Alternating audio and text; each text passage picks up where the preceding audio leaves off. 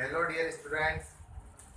पिछले लेक्चर में हमने बात करी थी कि रासायनिक अभिक्रिया किसे कहते हैं, रासायनिक समीकरण किसे कहते हैं, उसे किस प्रकार से संतुलित किया जाता है। आज हम बात करेंगे उसके आगे रासायनिक अभिक्रिया के प्रकार। तो हमारा वही साइंस के अंदर चल रहा था। एनसीईआरटी और आरबीएससी दोनों के लिए ये चैप्टर इंपॉर्टेंट है। दोनों में चैप्टर सेम ही रहेगा, कोई ज्यादा फर्क नहीं है, थोड़ा बहुत माइनर सा फर्क है। ठीक है, तो यहाँ पे अपन स्टार्ट करते हैं प्रकार। रासायनिक अभिक्रिया के प्रकार। रासायनिक अभिक्रिया के प्रकार। तो इसमें प्रकार में जब अपन देखते हैं तो सबसे पहला प्रकार आता है हमारे पास संयोजन अभिक्रिया। संयोजन अभिक्रिया या इसका एक और नाम मिलता है हमें योगात्मक अभिक्रिया। ठीक है, तो संयोजन अभिक्रिया या योगात्मक अभिक्रिया, बिल्कुल नाम से हमें पता चल रहा है यहाँ पे हो रहा है संयोग, यहाँ संयोगात्मक संयोजन है, और यहाँ पे हमारे पास ये हो रहा है योग, यानी कि किसी चीज का जुड़ना। तो इसकी परिभाषा बिल्कुल सिंपल सी बनती है कि जब दो या दो से अधिक अभिकारक आपस में मिलकर किसी एक उत्पाद का निर्माण करते हैं तो उस अभिक्रिया को हम बोलते हैं संयोजन अभिक्रिया या फिर योगात्मक अभिक्रिया। तो इसकी परिभाषा इस प्रकार बनेगी कि जब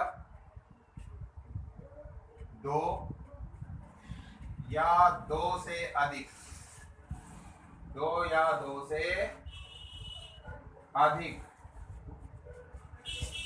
अभिकारक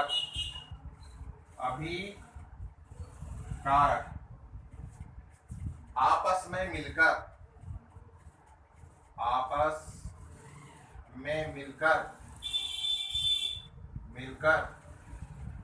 उत्पाद बनाते हैं तो इसे संयोजन या योगात्मक अभिक्रिया कहते हैं। क्लियर? तो क्या हुआ, संयोजन या योगात्मक, इसका मतलब ये हुआ कि दो, कम से कम दो होंगे या फिर कितने भी हो सकते हैं। तो दो या दो से अधिक अभिकारक अपन ने पिछले लेक्चर में बात करी थी कि अभिकारक किसे कहते हैं। तो दो या दो से अधिक अभिकारक मिलकर के क्या बनाते हैं, एक नया उत्पाद बनाते हैं। तो इस अभिक्रिया को हम कहेंगे संयोजन अभिक्रिया या फिर योगात्मक अभिक्रिया। क्लियर? मतलब इस परिभाषा को हमें रटना नहीं है, हमें सिर्फ याद करना है, किससे, नाम से। संयोग मतलब जुड़ना होता है, संयोजन मतलब भी जुड़ना होता है, योग मतलब भी जुड़ना होता है, प्लस मतलब जोड़ना। तो यहाँ पे जब दो या दो से ज्यादा अभिकारक आपस में मिलेंगे तो वहां पे क्या करेंगे, एक उत्पाद बनाएंगे, और एक उत्पाद बनाएंगे तो वो अभिक्रिया क्या रहेगी, हमारी संयोजन अभिक्रिया। इसके हम देखते हैं उदाहरण। जैसे कल अपन ने एक उदाहरण देखा था C+O2 बराबर क्या बनेगा भाई, CO2। CO2 क्या है यहाँ पर, गैस। याद करो अपन ने क्या करा था, कार्बन यानी कि कोयले को क्या कराया था, जलाया था। जब कोयले को जलाते हैं तो उससे क्या निकलती है, कार्बन डाइऑक्साइड गैस निकलती है। इसी प्रकार से एक और था हमारे पास Mg+O2 बराबर क्या बना लेगा ये, MgO। कल अपन ने एक प्रयोग करा था जिसमें अपन ने मैग्नीशियम रिफिल लिया था, उसको अपन ने बर्नर की सहायता से जलाया था, और जब जलाया था तो उससे अपन को प्राप्त हुआ था MgO, मैग्नीशियम ऑक्साइड। और ये हमारे पास कार्बन डाइऑक्साइड, ये सफेद चूर्ण था, पाउडर। तो इस प्रकार से इन दोनों अभिक्रियाओं के अंदर क्या हो रहा है, योग हो रहा है किसी चीज का। मतलब यहाँ पे कार्बन और ऑक्सीजन दोनों मिल रहे हैं, यहाँ पे मैग्नीशियम और ऑक्सीजन मिल रहे हैं, और दोनों मिलकर एक उत्पाद बना रहे हैं। इसी प्रकार से एक और एग्जांपल देखते हैं अपन, बहुत बढ़िया वाला। एक होता है Na+Cl। तो जब Na और Cl मिलता है तो ये बना लेता है NaCl बना लेता है। और ये जो अपने पास NaCl है इसका एक साधारण नाम है और एक वैज्ञानिक नाम है। जब अपन साधारण नाम की बात करते हैं तो इसका साधारण नाम तो मिलता है हमें, क्या मिलता है भाई, नमक। और जब वैज्ञानिक नाम की बात करते हैं तो इसका नाम मिलता है हमें sodium sodium chloride, sodium chloride. तो यहाँ पे NaCl की बात हो गई। NaCl किससे बना, Na और प्लस, सॉरी Na प्लस और Cl। तो इन दोनों के योग से, दोनों के योग से क्या बन गया, एक उत्पाद बन गया। तो सोडियम क्लोराइड क्या हुआ अपने पास, कौन सी अभिक्रिया हो गई, संयोजन अभिक्रिया। अब कल अपन ने जो लेक्चर लिया था उसके अंदर अपन ने एक नाम आया था H2SO4। इसका नाम अपन ने बात करी थी कि भाई इसका नाम क्या है। तो इसका नाम बहुत बढ़िया नाम है, जैसे कि H2SO4, तो ये होता है हमारे पास सल्फ्यूरिक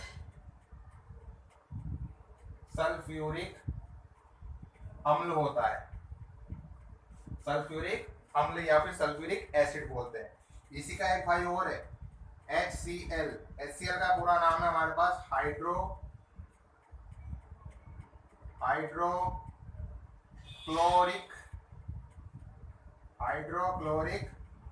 अम्ल, यानी कि हाइड्रोक्लोरिक एसिड। तो ये अपन के दोनों नाम हो गए।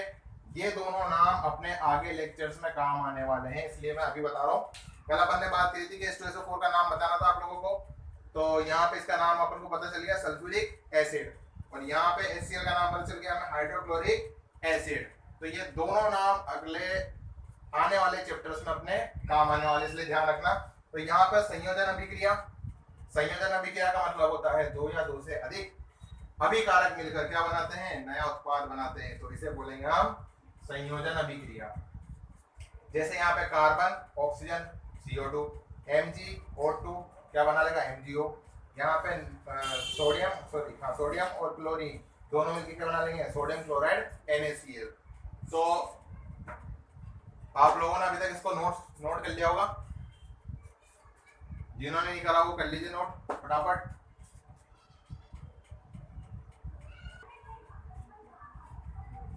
हाँ भाई, तो अपन ने संयोजन अभिक्रिया को देख लिया, उसके उदाहरण देख लिए। अब अपन क्या करेंगे, नेक्स्ट देखते हैं अपन वियोजन अभिक्रिया या फिर अपघटन अभिक्रिया। जैसे अपने पिछली अभिक्रिया में अपन ने देखा था कि संयोजन मतलब होता है जुड़ना, यानी कि वहां पे क्या हो रहा था, दो या दो से अधिक अभिकारक आपस में जुड़ रहे थे। और यहाँ पे अपन ने लिखा है वियोजन, यानी कि टूटना, या फिर अपघटन का मतलब भी टूटना होता है। तो यहाँ पे क्या बनेगी, अभी अपनी परिभाषा बनेगी कि जब दो या दो से अधिक, वियोजन हो रहा है, तो जब यहाँ पे क्या होगा, उल्टा होगा उसका, संयोजन का जस्ट अपोजिट उल्टा होगा। क्या होगा साहब, कि जब एक अभिकारक, कितने, एक अभिकारक टूटकर दो या दो से अधिक उत्पाद बनाएगा, ठीक है। तो यहाँ पे क्या हो रहा है, एक अभिकारक है वो टूट करके क्या बना रहा है, उत्पाद बना रहा है एक से ज्यादा। तो फिर उस अभिक्रिया को बोलते हैं अपन वियोजन या फिर अपघटन अभिक्रिया। तो देखते हैं अपन ऐसी अभिक्रिया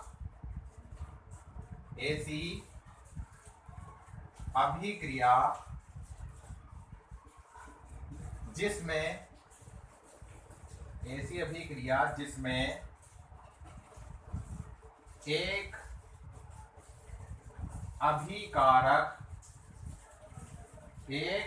अभिकारक दो या दो से अधिक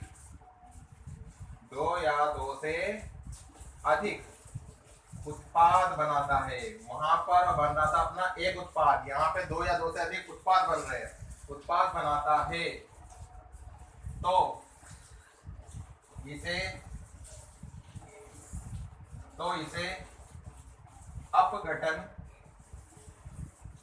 अपघटन अभिक्रिया कहते हैं। तो इसे अपघटन अभिक्रिया कहते हैं। बिल्कुल यहाँ पे उसका अपोजिट हुआ कि यहाँ पे एक अभिकारक था और उससे उत्पाद जो बन रहे हैं उनकी संख्या ज्यादा बढ़ गई। अब इसका एग्जांपल देखते हैं अपन। कल ही अपन ने इसको देखा था CaCO3। हाँ भाई, इसका नाम पता, मैंने कल बताया था कि भाई CaCO3 को क्या बोलते हैं अपन। तो इसका याद करो, अपन ने कल बनाया था। अच्छा, अब यहाँ पे क्या करेंगे अपन, इसके नीचे ये डेल्टा का साइन लगा दिया अपन ने, डेल्टा। इस डेल्टा का मतलब क्या है, पहले इसको समझोगे डेल्टा का मतलब क्या है। इस डेल्टा का मतलब ये है कि अपन ने इस CaCO3 को क्या कर दिया, गर्म कर दिया। इस डेल्टा का मतलब जब भी अभिक्रिया के अंदर ये डेल्टा बनाएगा, इसका मतलब क्या हुआ कि अपन ने जो क्रिया कारक है उसको गर्म कर दिया, उसका तापमान बढ़ा दिया। और जब अपने पास CaCO3 है और इसको जब अपन गर्म करते हैं, क्या करते हैं अपन, इसका जब तापमान बढ़ाते हैं तो तापमान बढ़ाने पे क्या हो जाता है, ये CaO बन जाता है। क्या बन जाता है भाई, CaO बन जाता है। अब यहाँ पे CaCO3 और CaO अपन ने लास्ट लेक्चर में देखा था।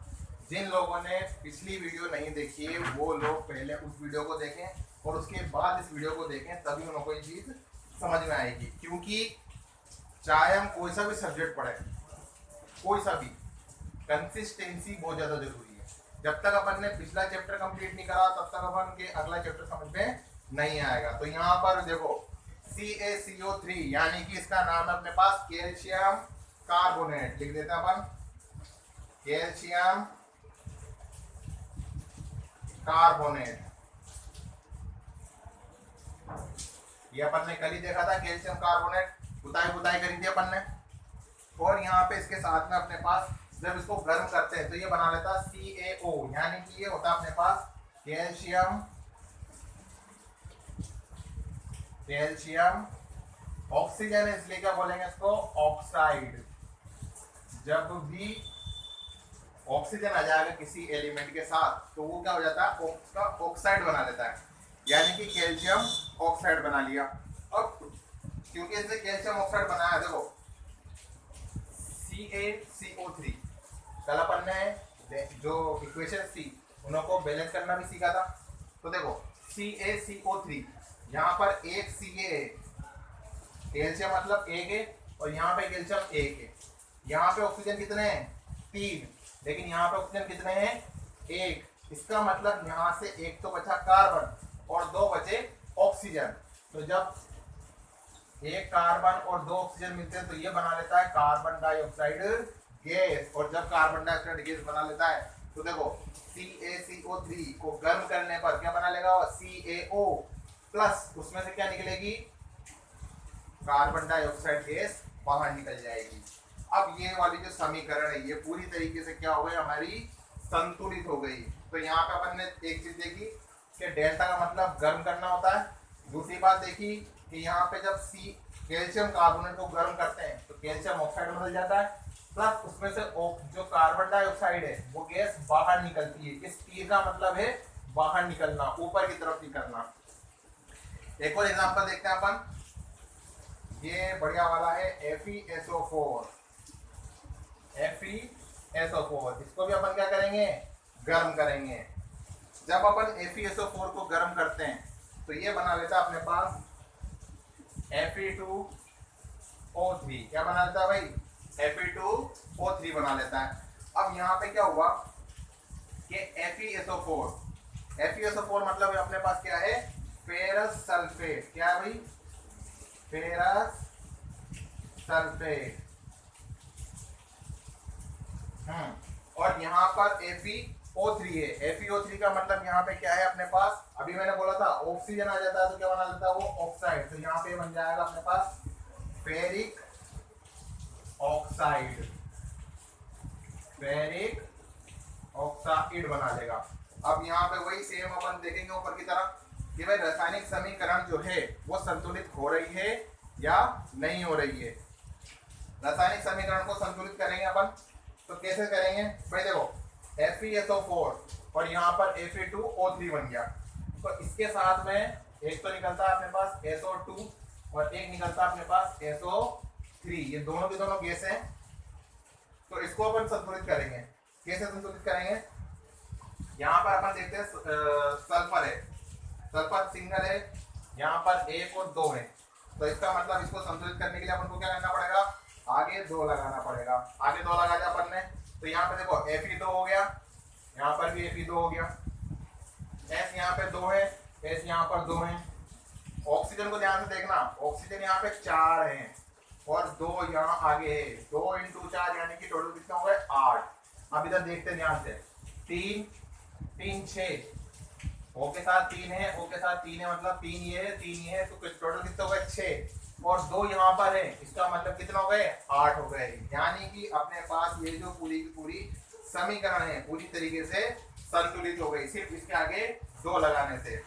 ध्यान रखना, ये नाम अच्छी तरह से याद कर लेना, ये नाम बहुत काम आते हैं। जैसे CaCO3 का कैल्शियम कार्बोनेट है, CaO का है कैल्शियम ऑक्साइड, FeSO4 का है फेरस सल्फेट और Fe2O3 का है हमारे पास फेरिक ऑक्साइड। इसके साथ में 2 और है यहाँ पर, तो इसका तो नाम है हमारे पास SO2। देखो सल्फर,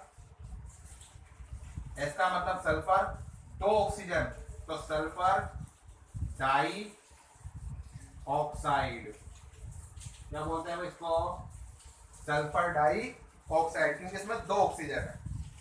और अगर यहाँ पे 3 है तो इसको क्या बोलेंगे अपन, sulphur sulphur trioxide oxide. ठीक है भाई, तो यहाँ पे अपन ने पूरी की पूरी अभिक्रिया को देखा जिसमें वियोजन था, और इस वियोजन अभिक्रिया को अपन ने उदाहरण से ही समझ लिया। इसको लिख लीजिए एक बार।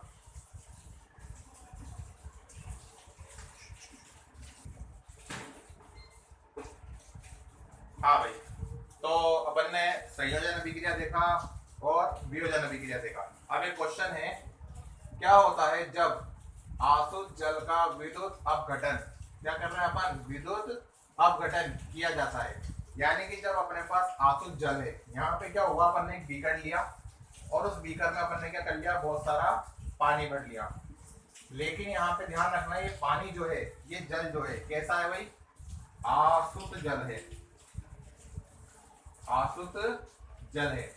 और क्योंकि आसुत जल में क्या है कि इलेक्ट्रिसिटी मतलब विद्युत धारा जो है वो प्रवाह नहीं होती, विद्युत धारा का प्रवाह नहीं होता। तो अपन इसमें क्या मिलाएंगे, H2SO4, तो क्या होगा, इसमें जो विद्युत है उसका चालन होने लगेगा। क्लियर। तो अपन के पास एक बीकर है और उस बीकर में अपन ने क्या करा, आसुत जल भर लिया, साथ में अपन ने 2 इलेक्ट्रोड लगा दिए। क्या लगा दिए भाई, यहाँ पर इनको अपन बोलते हैं इलेक्ट्रोड, इलेक्ट्रोड लगा दिए और इन दोनों इलेक्ट्रोडों को अपन ने जोड़ दिया एक बैटरी से। बैटरी का सिंबल है ये, अपन ने जोड़ दिया इनको एक बैटरी से। अब ध्यान से देखना, ये जो प्लस का साइन है यानी कि बैटरी का जो धन सिरा है, वो धन सिरा जिस इलेक्ट्रोड से जुड़ेगा, धन सिरा जिस इलेक्ट्रोड से जुड़ेगा उस इलेक्ट्रोड को बोलेंगे अपन एनोड, जबकि जो ऋण वाला सिरा जुड़ेगा जिस इलेक्ट्रोड से, वो कहलाएगा हमारा कैथोड। बिल्कुल सिंपल सा है। अपन ने आसुत जल भर लिया और आसुत जल भरने के बाद में उसके अंदर 2 इलेक्ट्रोड लगा दिए अपन ने, इलेक्ट्रोडों को अपन ने बैटरी से जोड़ा। जो धन वाला है उसे कहेंगे एनोड, जो ऋण वाला है उसे बोलेंगे कैथोड। अब क्या होगा, जब इसमें विद्युत धारा प्रवाहित करते हैं तो एक पूरा का पूरा सर्किट बन गया इसके अंदर। जब सर्किट तैयार हो जाता है तो क्या होता है, इस एनोड वाले इलेक्ट्रोड पर ऑक्सीजन गैस इकट्ठी होने लगती है और क्या होती है, बाहर की तरफ निकलने लगती है। और ये ऑक्सीजन कहाँ से आ रही है, हमारे पानी में से। इसी प्रकार से जो कैथोड है, इस कैथोड वाले इलेक्ट्रोड पर क्या होगा, हाइड्रोजन गैस इकट्ठी होगी और ये वाली हाइड्रोजन गैस क्या करेगी, इसमें से बाहर निकलने लगेगी।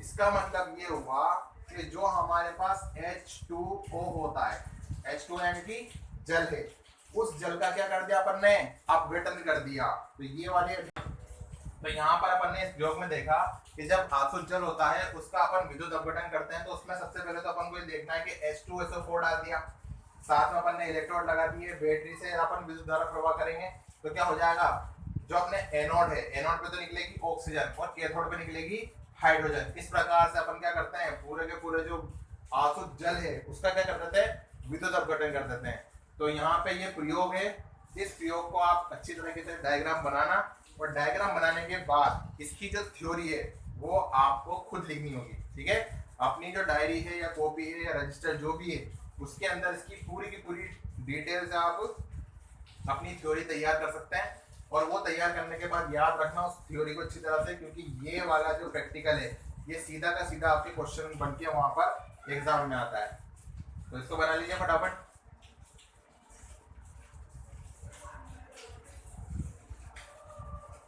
हाँ भाई, तीसरी अपने पास अभिक्रिया आती है। पहली अभिक्रिया अपन ने देखी संयोजन अभिक्रिया, दूसरी अभिक्रिया देखी अपन ने वियोजन अभिक्रिया। संयोजन वियोजन, पहले जुड़ रहा था उसके बाद में टूट गया। और अब अपन के पास तीसरी अभिक्रिया आती है विस्थापन। विस्थापन अभिक्रिया, विस्थापन अभिक्रिया। अब भाई विस्थापन के नाम से हमें पता चल रहा है कि किसी चीज का विस्थापन हो रहा है। भाई क्या हुआ, क्या हमारे पास दो बेंचे हैं, दो बच्चे इधर बैठे हैं और एक बच्चा यहाँ पर बैठा है। अब क्या हुआ कि इन दोनों की लड़ाई हो गई और वो जो दूसरा लड़का था उसने इस दूसरे लड़के को बुलाया कि भैया तू इधर आ जा और अपन इसको भगा देते हैं।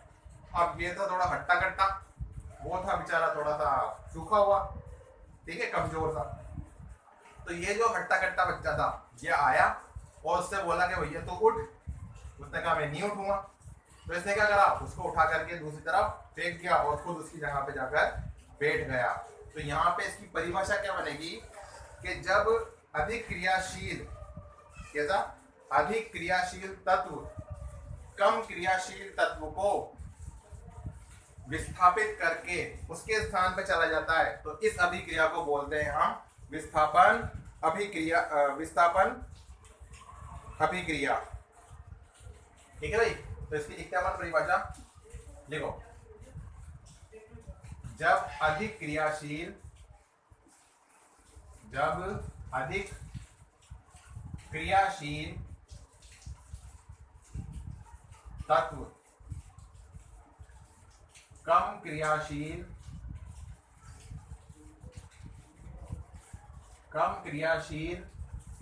तत्व को विस्थापित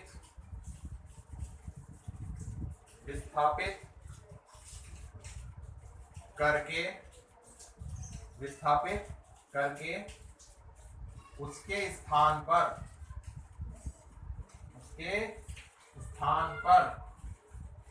आ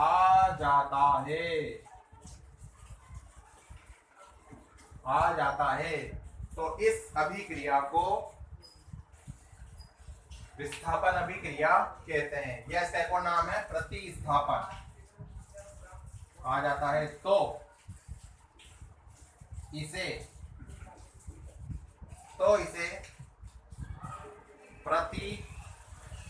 प्रतिस्थापन अभिक्रिया कहते हैं। प्रतिस्थापन अभिक्रिया कहते हैं। तो यहाँ पे बिल्कुल सीधा सा लॉजिक है कि अपने पास एक तत्व है और उस तत्व में जो अपने परमाणु है, तो उस परमाणु को हटा करके दूसरा परमाणु उसकी जगह पे आ जाता है। तो इस अभिक्रिया को अपन क्या बोलेंगे, विस्थापन अभिक्रिया या फिर प्रतिस्थापन अभिक्रिया। जैसे उदाहरण देखते हैं अपन इसका, बहुत बढ़िया वाला उदाहरण है CuSO4 प्लस जिंक। CuSO4 और जिंक ये दोनों अभिक्रिया करेंगे तो ये बना लेगा ZnSO4 प्लस Cu। क्या कर लेगा, ये जो अपने पास कॉपर है उसको प्रतिस्थापित कर देता है। क्या हुआ, ये दोनों साथ में थे, ये कम क्रियाशील है, ये अधिक क्रियाशील है। अधिक क्रियाशील तत्व ने कम क्रियाशील तत्व को हटा दिया और उसके स्थान पर खुद जाकर के बैठ गया और ये कम क्रियाशील तत्व अलग हो गया। तो ऐसी अभिक्रिया क्या कहलाती है, प्रतिस्थापन अभिक्रिया या फिर विस्थापन अभिक्रिया। इसी तरीके से एक और देखते अपन,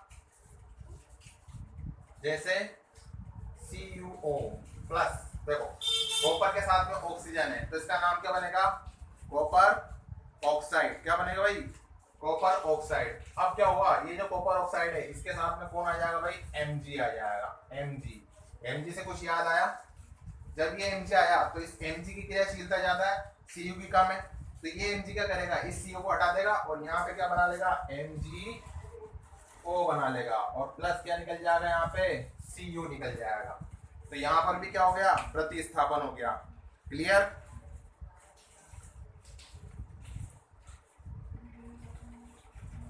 तो इस अभिक्रिया को पूरी तरीके से बना लीजिए, उदाहरण सहित इसको याद करना है।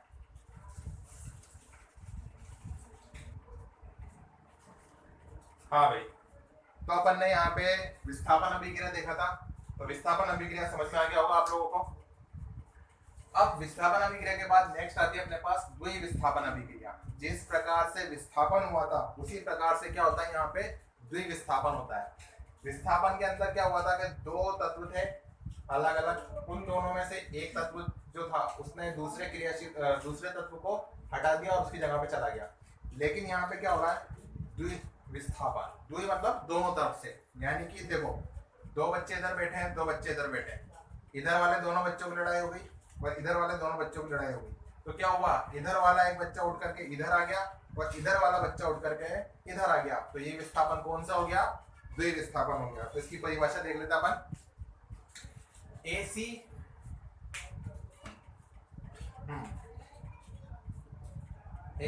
अभिक्रिया, एसी अभिक्रिया जिसमें दोनों ओर से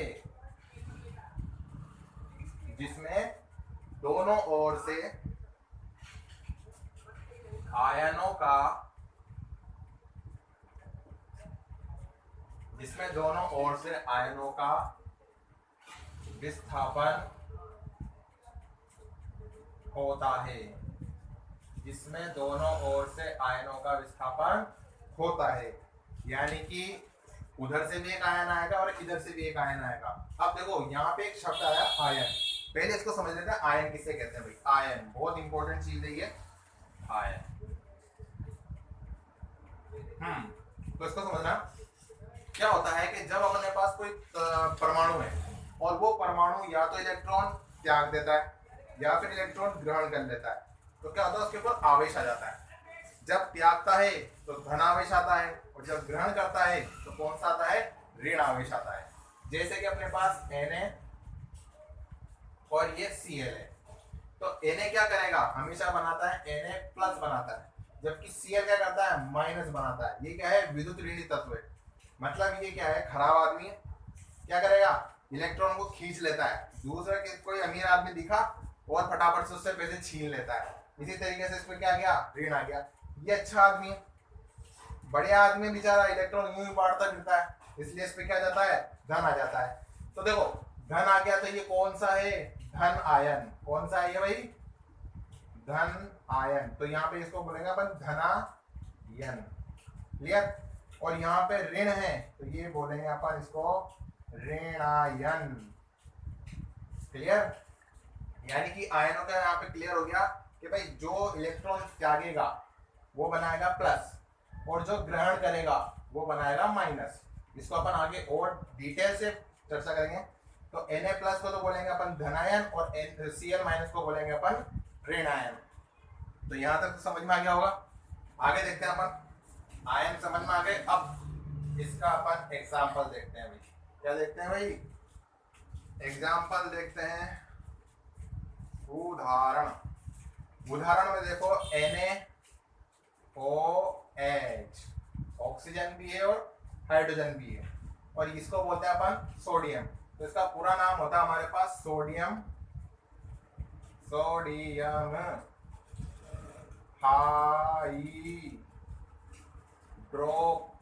hydroxide, sodium hydroxide plus HCl। ये अभी मिला था अपन को, जानते हैं इसको अपन HCl। तो क्या होगा, ये NaOH और HCl अभिक्रिया करेंगे। क्या करेंगे, ये NaCl बना लेगा। NaCl अभी मैंने बताया था, साधारण नाम इसका तो अपन के पास नमक है, और जब अपन वैज्ञानिक नाम की बात करते हैं तो सोडियम क्लोराइड है। अब ध्यान से देखना क्या बचा, ये Na आ गया और इधर से आ गया Cl। अब यहाँ पे ये बचा H और यहाँ बचा ये OH। ठीक है, ये OH और H, तो अपन इसको ऐसे लिख सकते हैं क्या, प्लस HO के साथ में H। कोई दिक्कत? HOH, इसको कौन कौन जानता है भाई? इसका नाम आप लोगों को कमेंट बॉक्स में लिखना है। HOH का नाम क्या है और कौन सा नाम लिखना है? वैज्ञानिक नाम लिखना है। ठीक है, HOH का वैज्ञानिक नाम आप लोगों को कहाँ बताना है? कमेंट बॉक्स में बताना है, और इसका आंसर अपन को नेक्स्ट वीडियो में मिलेगा। तो अपन ने आज क्या क्या देखा? रासायनिक अभिक्रिया के प्रकार देखे। सबसे पहला प्रकार था संयोजन अभिक्रिया, दूसरा प्रकार था अपने पास वियोजन अभिक्रिया, तीसरा प्रकार था अपने पास विस्थापन अभिक्रिया, और उसके बाद अपन ने क्या कर दिया, यहाँ पर द्विविस्थापन कर दिया। आयनों वाली बात भी समझ ली अपन ने, और एक क्वेश्चन अपन को यहाँ पे मिल गया कि HOH का वैज्ञानिक नाम क्या है, ये अपन को कमेंट बॉक्स में बताना है, और इसका आंसर अपन को कहाँ मिलेगा? नेक्स्ट वीडियो में मिलेगा। जिन लोगों ने पिछली वीडियो नहीं देखी वो लोग पिछली वीडियो देख लें। जिन लोगों ने ये वीडियो देख ली, पिछली वीडियो देख ली, वो आने वाली वीडियो को जरूर देखें। प्लस ये जो अपना चैनल है इसको सब्सक्राइब करें, बेल आइकन को प्रेस करें, लाइक करें, शेयर करें। जितने भी बच्चे हैं जिन्हों के काम के चैप्टर हैं उन सभी को इसको शेयर करना है। ठीक है भाई, आज के लिए इतना ही, मिलते हैं फिर अगली वीडियो में। Okay bye, thank you.